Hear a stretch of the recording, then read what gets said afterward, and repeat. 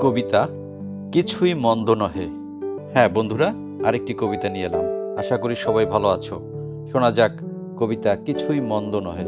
কথা কলম ও কণ্ঠে জেমস বাবু। সবাই ভাবে আমি ভালো, আসলে ভালো কে?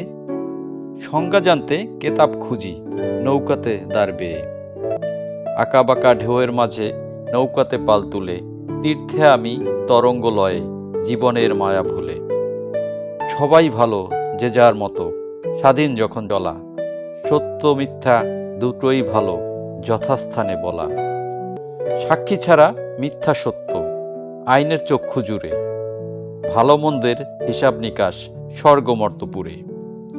চুরি করা নয়কো ভালো, মিথ্যা বলা পাপ, ভালোবেসে ঈশ্বর আবার মানুষকে দিলেন শাপ। গ্রন্থের আলো অনেক ভালো, চুরিতে আছে মানা, পুকুর চুরি মানে কি তা আমার নেইকো জানা।